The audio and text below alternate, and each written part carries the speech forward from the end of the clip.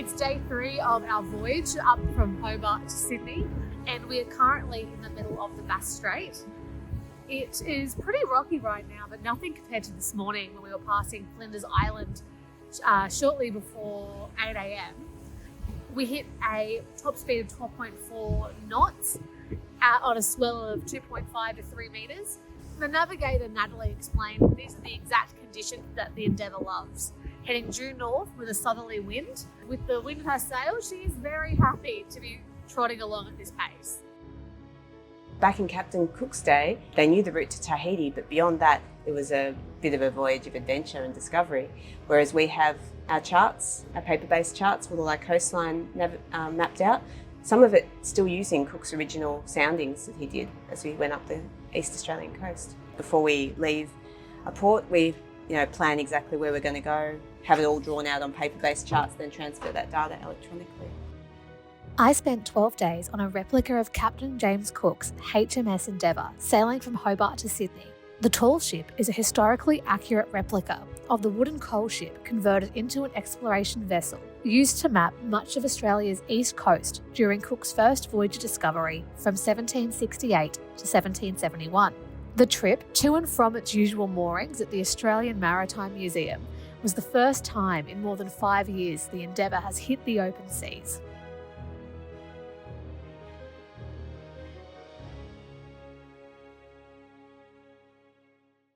I've always wanted to be a pirate and love just the tall ships and always drawn pictures of pirate ships, I thought. I'm on Endeavour now, as I have always been interested in what it was like to explore as Captain Cook did.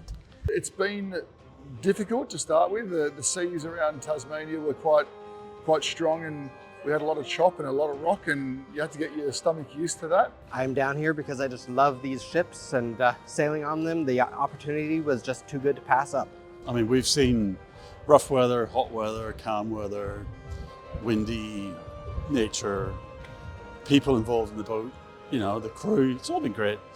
There's so many unique experiences that you would never get anywhere else. This is just a chance to, educate myself on the history of James Cook and the Endeavour, and some old history that I never was taught at school, never knew about before.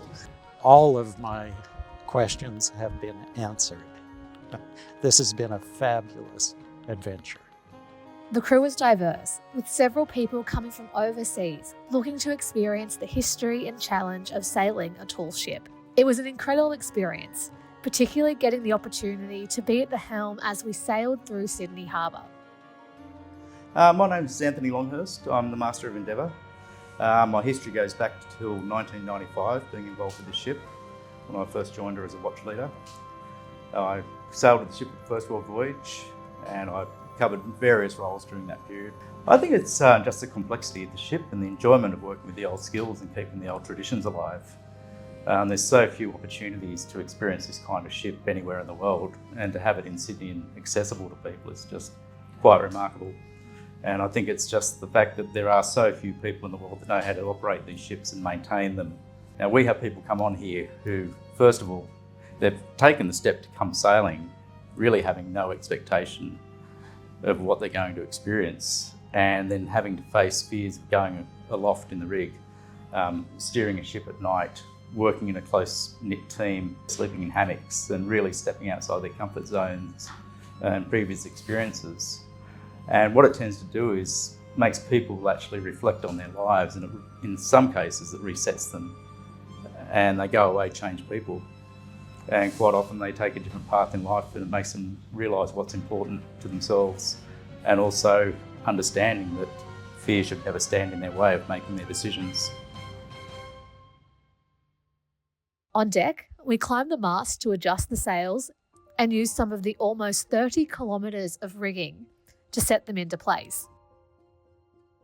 We're in the 18th century deck of the ship, which is set up as it would have been back in the day, pretty muchly. And this is where all the sailors used to sleep and also eat. If you look around, you'll see the tables, and that's where the sailors would eat their meals, and the hammocks, of course, are their beds. And we had Well, the ship had 94 people on board when she sailed from England, so it was pretty crowded, if you like, down here. But that's just the way it was in those days. They got a square meal. Back home, there's no guarantee they were going to get that. She is built as the original ship and sailed, as you very well know. We did 658.5 miles here under sail. So as you can tell, she's the real deal.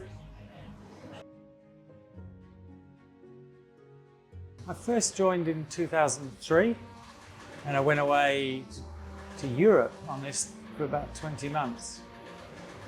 Came back again in 2016.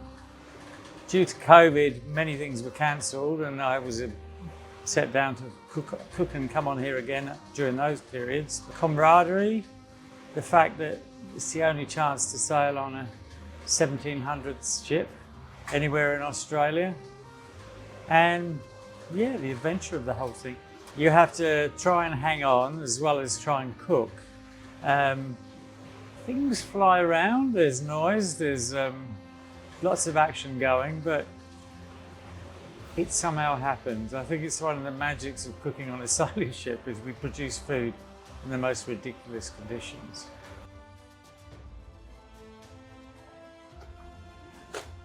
The troublesome thing about the hammocks is that, as ruled on rotational shifts, anybody could be asleep at any moment. So typically on this level of the ship, it is quiet at all times, so that even at midday or at midnight, everyone can get a good night's sleep.